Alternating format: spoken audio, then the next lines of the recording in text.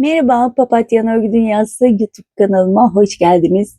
Bugün sizlerle birlikte bu gördüğünüz çok şık saç aksesuarını çalışacağız arkadaşlar. Yapımı oldukça kolay. Sadece bir günde 3-4 tane birden örebileceğiniz kolay bir model. Ama başta inanılmaz duruyor.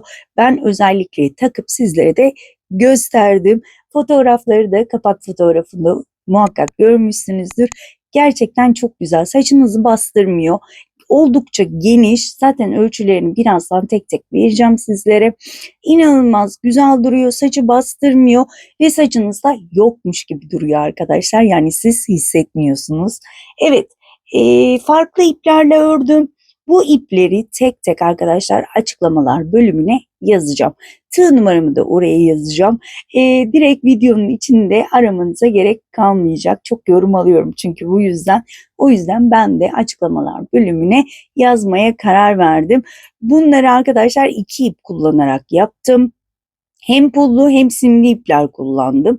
Diğer ikisini ise koton iplerle ördüm ve uçlarına da deniz kabuklarını arkadaşlar ekledim. Hemen şöyle deniz kabuklarını da göstermek istiyorum. Şöyle ekran kaydı alıp internette arattığınızda bulabilirsiniz. Hemen şöyle gold pullarla yaptığımı da şöyle yine ekran kaydı alıp internette arayıp bulabilirsiniz. Şöyle elimin ölçüsünde minimum 20 milimlik bir puldur arkadaşlar bunlar. Onu da belirteyim. Evet, kullandığım tığ ve ipleri dediğim gibi açıklamalar bölümünde sizlerle paylaşacağım. İsterseniz hemen yapımına geçelim. Geçmeden önce minik hatırlatmamı yapmak istiyorum. Biliyorsunuz ki kanalım tamamen ücretsiz. Kanalıma tamamen ücretsiz abone olup bildirimleri açıp bir de özellikle emoji dahi olsa bir yorum yazarsanız beni çok sevindirirsiniz ve ayrıca bana gerçekten büyük bir destek olmuş olursunuz diyorum ve yeni bir de hype gelmiş zannedersem beni hype'larsanız çok memnun olurum arkadaşlar. Çünkü videoların öne çıkması gerekiyor. Bu videoların devamlılığı için diyorum ve hemen bu güzelliklerin yapımına geçiyorum. Evet arkadaşlar, öncelikle sihirli halka ile başlıyorum. İpimi halka haline getiriyorum ve halkamın içine 1, 2, 3 zincir çekiyorum ve bu zinciri trabzan olarak saymıyorum ve halkamın içine zincir haricinde ikili trabzanlar yapıyorum. Toplamda 20 tane. Zincir haricinde 20 tane ikili trabzan yapıp döneceğim arkadaşlar. Trabzanlarımı bakın. Bu şekilde 2 2 kapatıyorum ve 20 tane olana kadar devam ediyorum. Evet, toplamda zincir haricinde 20 tane ikili trabzan yaptım. Sihirli halkanın ipinden tutup ortayı kapatabildiğim kadar kapatıyorum gördüğünüz gibi. Şimdi hiç zincir çekmeden bakın burada bir zincirim var. Bu zinciri atlıyorum. Düzgün bir yuvarlak elde etmek için bunu yapıyorum. Zinciri atlıyorum ve ikinci trabzan tepesine batıyorum. Zincirin tepesine batmadım. İlk öndeki trabzan tepesine battım. Kaydırma yaptım. Daha sonra düzgün ilerleyebilmek için hemen yanındaki trabzan tepesine battım. Kaydırma yaptım. Ve burada 1, 2, 3, 4 zincir çekiyorum. Tığın başında oluyorum. Ve hemen yanındaki trabzan tepesine batıp ikili trabzan yapıyorum. Arkadaşlar elimi olabildiğince gevşek tutuyorum. Eğer eliniz çok sıkıysa ben 3 milimlik tığ ile örüyorum. Sizler 4 milimlik tığ ile örün. Ne kadar sıkı örersek o kadar aksesuarımız minik olacaktır. O yüzden elimize çok dikkat ediyoruz. Arada bir zincir çektim. Hemen önümdeki trabzan tepesine battım. İkili trabzan. Aralarda bir zincirim var. Bir zincir çektim. Hemen önümdeki trabzan tepesine batıyorum. İkili trabzan yapıyorum. Tek tek trabzan tepelerine batıp ikili trabzan yapıyorum. Arada bir zincirim var sadece. Bir zincir, ikili trabzan. Bir zincir, hemen önümdekine batıyorum. İkili trabzan. Bu şekilde sıra sonuna kadar yine 20 tane ikili trabzanım olacak. Evet arkadaşlar, aralara birer zincir çekerek toplamda 20 tane ikili trabzanımı yaptım. Bir zincir çekiyorum. çektiğim ilk zincirin 1, 2, üçüncüsüne batıyorum. Kaydırmayla kapatıyorum. Bu ikinci sıramızda arkadaşlar. Şimdi üçüncü sıraya geçmek için hemen önümdeki bir zincirlik boşluğa battım. Kaydırma yaptım. Burada 1, 2, 3 zincir çekiyorum ve boşlukların içine modelimizi çalışacağız. Su taşlarımızı daha doğrusu. İlk sıradaki su taşını 2 tane ikili trabzan, 2 zincir, 2 tane ikili trabzan olarak yapacağım. Daha sonra 3 tane ikili trabzana geçeceğiz. Fazla kafanızı karıştırmak istemiyorum. Zincirli beraber 2 tane ikili trabzan yaptım. Gördüğünüz bir zincirlik bölme. 2 zincir çektim. Aynı bölüme batıyorum. 2 tane daha elimi gevşek tutarak ikili trabzanımı yaptım. Şimdi burada arada bir tane olacak. Daha sonra bu bir zincir her sırada 2, 3, 4, 5 diye ilerleyecek. Tığın başını doladım. Bakın bir tane bir zincirlik boşluk atlıyorum. İkinciye battım. 2 tane ikili trabzan. 2 zincir. Aynı boşluğun içine 2 tane ikili trabzan. Bakın elim oldukça gevşek. Arada bir zincirim var. Tığın başını doluyorum. Bir boşluk atladım. İkinci boşluğa battım. 2 tane ikili trabzan. 2 zincir. Aynı boşluğun içine 2 tane ikili trabzan. Arada bu bölümde sadece bir zincirim var. Ve bir tane boşluk atlayıp ikinci boşluğa batıyorum. Ve bu şekilde devam ediyorum. Su taşlarım şu anda 3 tane oldu. Toplamda 10 tane olacak arkadaşlar. Sıra sonuna kadar bu şekilde devam edelim. Evet arkadaşlar, sıramın sonuna geldim. Bakın aralarda muhakkak bir zincirlik boşluk bıraktım. Ve toplamda su taşlarım 10 tane. Bir zincir çekiyorum. İlk çektiğim zinciri tepe noktasına battım. Kaydırmayla kapattım. Şimdi hep su taşlarının içinden başlayacağım için şöyle trabzan tepelerine batarak kaydırma yapıyorum. İkinci kaydırmamı yaptım ve su taşının ortasına geldim. 1, 2, 3 zincir çektim. Şöyle bir göstermek istiyorum arkadaşlar. Bir de ölçü vermek istiyorum. Şimdi ipiniz değişik olur, tığınız değişik olur. Doğru ilerlediğinizi görmek için bakın 3. sırada toplamda 8 santim olmuş. Böyle bu sırada bir sayın. Küçük mü oluyor, büyük mü oluyor? Onu kendinizce ayarlayabilirsiniz. Eğer küçük olursa trabzanları üçlü trabzan yapabilirsiniz. Daha büyük tığ kullanabilirsiniz. Eliniz çok sıkıysa bu şekilde ölçülerle daha kolay oluyor. Çünkü örüp bittikten sonra bana yazıyorsunuz çok küçük oldu diye. Her zamanki gibi sihirli halkamın ipini de şöyle herhangi bir ilmeği tutturarak düğüm atıyorum ve saklıyorum. Bunu kesinlikle unutmuyoruz. Kesinlikle sihirli halkaya güvenmeyin diyorum senelerdir size. Ve hala da demeye devam edeceğim. Şöyle iyice bunu saklayalım ki hem elimize karışmasın hem de sökülmesin. Evet. Eğer çocuklara başlayacaksanız 20 tane yapmıştık. 16 ya da 18 trabzanla da başlayabilirsiniz arkadaşlar. Unutmadan onu da söyleyeyim. Bakın su taşının tam 2 zincirlik bölümündeyim. Artık 3 tane ikili trabzan yapacağız. Zincirle beraber 2'yi yaptım. Çok pardon, bu küçüktü. 3.'yü yapıyorum. Arada 2 zincirim var. Tekrar aynı 2 zincirlik bölüme battım. 3 tane ikili trabzan. Artık su taşına devam edeceğiz. Su taşlarının 2 zincirlik bölümüne su taşı yapacağım hep. 3 tane ikili trabzan, 2 zincir, 3 tane ikili trabzan. Sadece şu aradaki zincirler her bir sırada bir tane artacak. Bir alt sırada bir tane yapmıştık. Şimdi 2 tane. Eminim ki anlaşıldı. Bu şekilde 8 tane zincir olana kadar devam edecek. Eğer küçük gelirse 9, 10, 11'e kadar gidebilir. Evet, 3 tane ikili trabzan, 2 zincir, aynı yere batıyorum. 3 tane ikili trabzan. İnanılmaz kolay. Günde 3-4 tane yapabilirsiniz diye düşünüyorum. Bakın arada 2 zincirim var. 2 zincir. Hemen nereye batıyorum? Bakın su taşının 2 zincirlik bölümüne batıyorum. Evet. 3 tane ikili trabzan. 2 zincir. Aynı bölüme batıyorum. 3 tane ikili trabzan.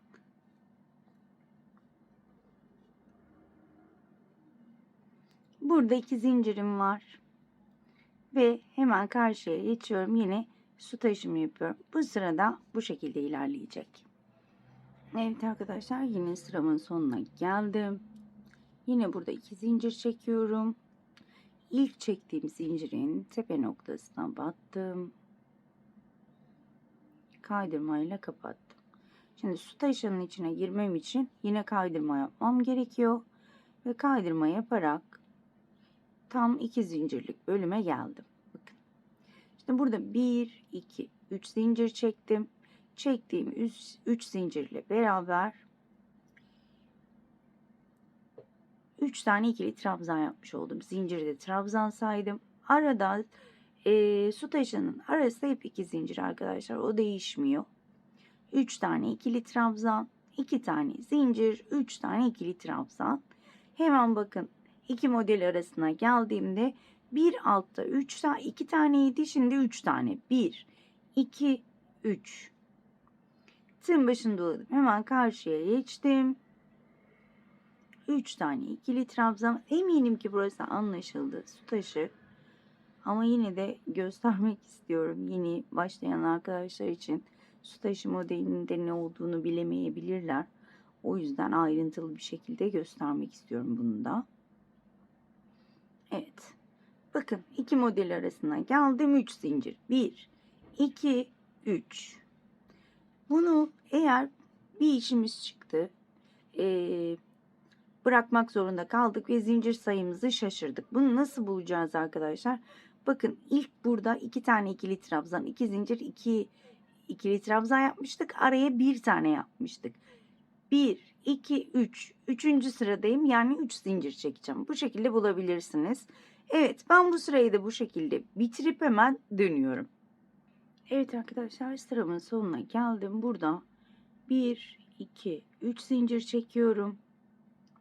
Çektiğim zincirin tepe noktasına battım. Kaydırmayla kapattım. Yine su taşının ortasına gelebilmek için kaydırmamı yapıyorum. 1, 2, 3 zincir çektim. Ve yine su taşı yapıyorum. 3 tane ikili trabzan. 2 zincir. Aynı noktaya 3 tane ikili trabzan. İnanılmaz kolay bir model arkadaşlar. Az önce dediğim gibi günde yani 3 tane kesin yaparsınız diye düşünüyorum. 4'e de çıkabilir. Evet. Bir alta 3 zincir çekmiştik. Şimdi 4 zincir çekiyorum. 1, 2, 3, 4. Tığın başını doladım ve yine su taşının olduğu bölüme geldim. Ve su taşını yapıyorum. Eminim ki anlaşıldı. Bunu 8 zincir olana kadar devam edeceğiz arkadaşlar. Tabi başınıza da ölçüp yapabilirsiniz. Saçınız daha yoğun olabilir. Kabarık saçlı olabilirsiniz. Ona göre ayarlayabilirsiniz. Bakın 1, 2, 3, 4 ve karşıya geçiyorum. Bunu dediğim gibi buradaki şu anda 4 zincirdeyiz. 8 zincir olanı dek devam ediyorum. Şimdi şöyle bir ölçü verecek olursam 3 zincirlik bölüme kadar 13,5 santim falan olmuş arkadaşlar. Bu şekilde ölçü veriyorum ki sizler de ördükçe ölçersiniz. Düzgün gittiğinizden emin olabilirsiniz. Bakın bu şekilde çok büyükmüş gibi görünüyor. Kabul ediyorum. Eğer size çok büyük gelirse 8 zincire kadar arttırmanıza gerek yok. 5 zincirde kalırsınız. Normal 5 zincirle devam edersiniz uzatmaya. Ama inanın böyle büyük göründüğüne bakmayın. Bu sefer kendi saçıma takıp direkt sizlere göstereceğim. İnanılmaz güzel duruyor. Saçınızı bozmuyor, saçınızı bastırmıyor. olduğu gibi takıyorsunuz ve gerçekten çok güzel duruyor. Verdiğim ölçülerle yaparsanız videosunu da hatta nasıl giyildiğini, ne kadar rahat giyildiğini ve başta ne kadar güzel durduğunu sizlere göstermek istiyorum kendim başımda arkadaşlar. Bu büyüklük idealdir bence. Evet, ben 8 zincir olana kadar örüp hemen dönüyorum. Evet arkadaşlar, sıramın sonuna geldim. 1, 2, 3, 4, 5, 6, 7, 8 zincirlik sıradayım. İlk çektiğim zincirin tepe noktasına battım. Kaydırmamı yaptım. Ve kaydırmayla diğer tarafa geçiyorum. Tam modelin ortasına. 1, 2, 3 zincir çektim. Ve hemen şöyle göstermek istiyorum. 8 zincire kadar ne kadar örmüşüz hemen ölçü vermek istiyorum sizlere. Şu düzgün bir ölçü vermek istiyorum. Evet. Şimdi şu tam tepe noktadan ölçtüğümde 14 santim arkadaşlar. Şu uçtan uça ölçeceğim ki düzgün bir ölçüm olsun. 24 santim arkadaşlar. Şöyle baktığımda 24 santim. Dediğim gibi eğer size büyük gelirse 8 zincire kadar genişletmenize gerek yok. 7'de 6'da durabilirsiniz. Daha sonra 6 zincir istediğiniz uzunluğa gelebilirsiniz. Bu tamamen size kalmış. Şöyle 5. zincirde başınıza bir giyin. Bakın eğer istediğiniz bolluktaysa bırakın. 5. 6. zincir bölümünde. Ben başıma giydiğimde ben rahat olsun istiyorum. Saçımı böyle kasmasın, bastırmasın. Ben şöyle başıma geçirdiğimde bu şekilde kalsın istiyorum. Zaten göreceksiniz de fotoğraflarda. Ben arkadaşlar 8 zincire geldiğimde normalde 3 sıra 8 zincirle devam ettim. 3 sıra daha. Ama sizler başınıza takın. Daha uzun isteyebilirsiniz, alnınızı kapatsın. Benim alnım dar olduğu için ben alnıma biraz geldiğinde bırakıyorum. Ama eğer alnınız genişse daha da uzatabilirsiniz. Ben 3 sıra öreceğim 8 zincirle. Sizler 4-5 örebilirsiniz. Onu başınıza takarak kendiniz ölçeceksiniz. Artık yapacak bir şey yok. Ama benim kendi başıma göre ölçtüğüm için ben 3 sıra öreceğim. Yani 8 zincire kadar arttırmamı yaptım. Şimdi artık 3 sıra boyunca hep 8 zincirle devam edeceğim. Zincir dediğimiz bölüm burası. 8 zincire ulaştım. Artık 3 sıra daha 8 zincirle devam edeceğim ben. Daha sonra da deniz kabuklarımı takacağım. 2 zincir. Yine bakın aynı devam edeceğim ama yine başlangıcını göstermek istiyorum. 3 sıra arkadaşlar öreceğim ben. Şimdi 8'deyim şu an, ilk 8'i yaptım. 3 tane daha 8 zincirlik bölüm yapacağım. 1, 2, 3, 4, 5, 6, 7, 8. Bu şekilde ilk sıramı yapıyorum. Bu şekilde 2 sıra daha yapıp hemen dönüyorum arkadaşlar. Dediğim gibi 3 sıra, bu 8'i saymıyorum. 8 ile geldim. 3 sıra daha ayrıyetten 8 zincirle devam ediyorum. Evet arkadaşlar, ben 3 sıra daha ördüm. Yine kaydırma yöntemiyle su taşının ortasına 2 zincirlik bölüme geliyorum. Bir zincir çektim. Şöyle hemen ölçü vermek istiyorum. Kaç sıra örmüşüz toplamda? Şöyle şuradan sayalım. 1, 2, 3, 4, 5, 6, 7, 8, 9, 10, 11, 12, 13 sıra ördüm arkadaşlar. Dediğim gibi sizler bu sıralamayı kendinize göre ayarlayın. Şöyle hiç ütüsüz hali, ütü yapmayı düşünmüyorum. Buhar tutmayı da düşünmüyorum. Çünkü başıma taktığımda gerçekten güzel görünüyor. Ütüyle de veya buharla da bozmak istemiyorum. Hemen şöyle net bir ölçü, tam şöyle tepe noktasından ölçelim. 17,5 santim arkadaşlar. Enine hemen şöyle bakıyorum. Şöyle tam uçtan ölçelim ki şöyle 26-27 santim var arkadaşlar. Ben az önce dediğim gibi biraz geniş ördüm. Ben başıma taktığımda hiçbir sıkma olmuyor ama kalıp gibi de duruyor. O konuda hiç merak etmeyin. Zaten siz kendi başınızın ölçüsüne uyarlayacağınız için buraya kadar sorun yok. Benim şöyle deniz kabuklarım var. Arkadaşlar bunu internetten sipariş verdim. Şöyle ekran kaydı alırsanız şunları ve internete o fotoğrafı eklerseniz oradan zaten çıkıyor satış siteleri. Oradan sipariş verebilirsiniz. Buradan link veremiyorum maalesef. Şöyle hemen küçüklüğünü de göstermek istiyorum. Hemen şunun da ölçüsünü vereyim. Genelde bunların ölçüsü soruluyor. Şöyle uzunluğunu ölçüyorum. 2 santim arkadaşlar, gördüğünüz gibi. Şöyle uzunluğu 2 santim. En de 1 santim. Bunların bir küçükleri de var. Bakın şunlar. Bunlar da bir küçükleri. Onları da kullanabilirsiniz. Ben büyükleri kullanıyorum.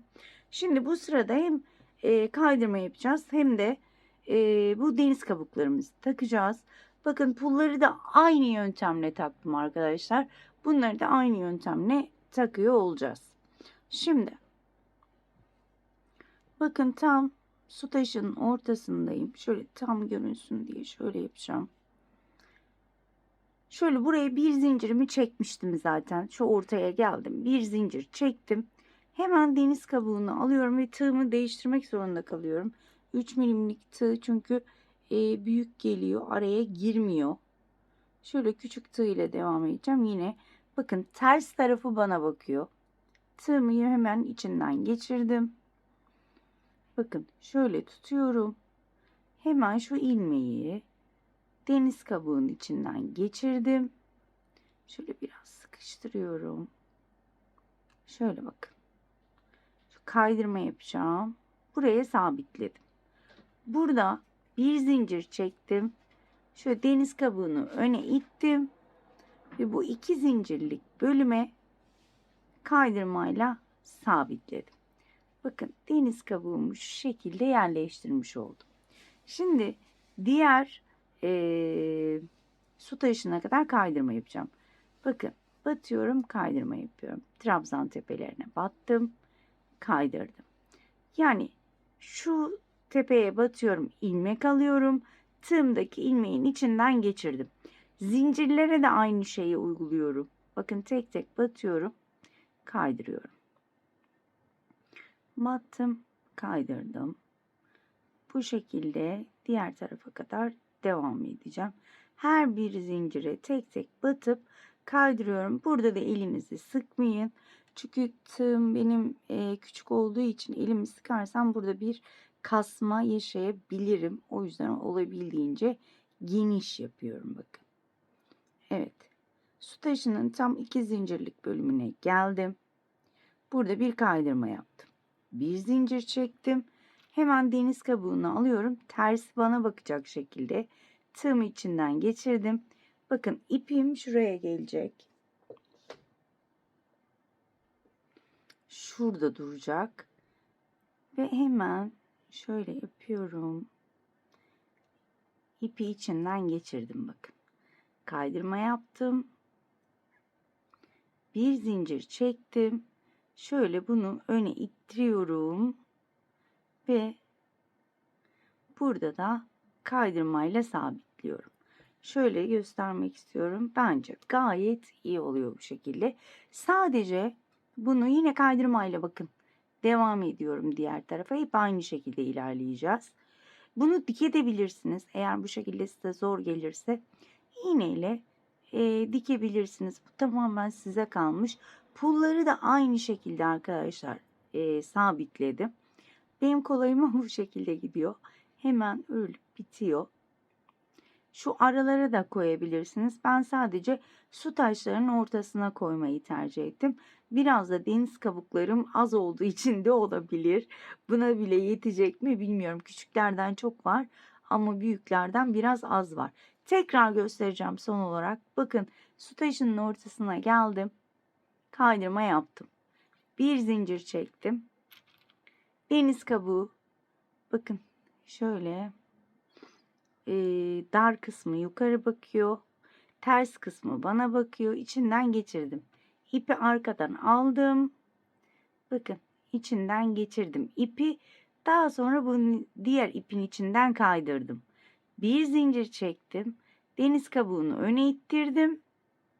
Hemen 2 zincirlik bölüme kaydırma yaparak sabitledim. Daha sonra diğer su taşına doğru kaydırma yaparak devam ediyorum. Eminim ki anlaşıldı. Büyük olduğu için çok sık sık koymama gerek yok. O gayet güzel duruyor bu şekilde. Eğer küçük koyacaksanız, yani şunlardan koyacaksanız, bakın şu aralara da bence güzel olur. Aslında aralara küçük de koysaydık olurdu diye şimdi şöyle koyunca fark ettim. Evet, böyle güzel olacakmış. Keşke böyle yapsaydım. Bakın şu araları da şöyle küçük koysaydım. Ay, şu anda pişman oldum. Evet, şöyle de yapabilirmişiz. Neyse, küçük yapacaksanız şöyle hem su taşlarının ortasına hem de şu aralara da şu şekilde ekleyebilirsiniz gösterdiğim gibi. Sıra sonuna kadar bu şekilde devam edip hemen dönüyorum. Evet arkadaşlar, sıramın sonuna geldim. Bakın buraya kadar geldim. Bir zincir çekiyorum. İpimi uzunca kestim. Şöyle sıkıştırıyorum. Hemen şöyle göstermek istiyorum. Saç aksesuarım bere de deniyor zannedersem. Berem bitti. Hemen ipimi saklıyorum. Evet. Şöyle. Bu ipi saklamamız önemli. Bu çıkmaması gerekiyor. O yüzden şöyle bir de düğüm atıyorum saklarken. Bu kesinlikle ondan sonra çıkmıyor arkadaşlar.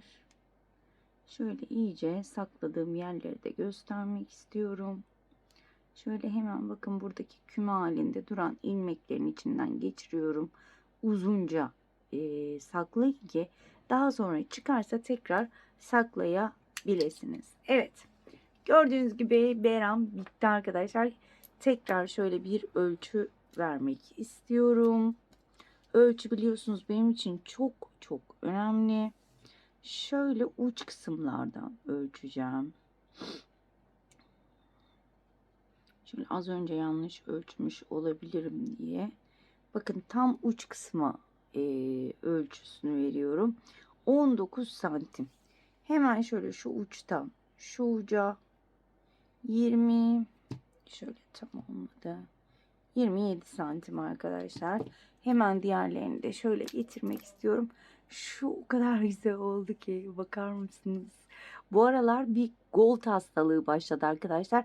Her şeyi gold örmek istiyorum. Bilmiyorum neden. 40 yaşından sonra bir gold hastalığı geliyor herhalde. Önceden çok sevmezdim gold rengini. Ama bu aralar bir her şeyi gold renginde yapmak istiyorum. Ama bakın bu da çok güzel kotlarla beraber inanılmaz güzel durur. Ketenlerle harika durur diye düşünüyorum. Şöyle 3 tane ayrı ayrı ördüm arkadaşlar. İstediğiniz rengi sizler de istediğiniz süslemelerle yapabilirsiniz. Evet arkadaşlar, umarım ayrıntılı bir şekilde anlatabilmişimdir. Umarım anlatımımdan memnun kalmışsınızdır. Diğer videoda görüşmek dileğiyle. Kendinize çok iyi bakın. Hoşça kalın.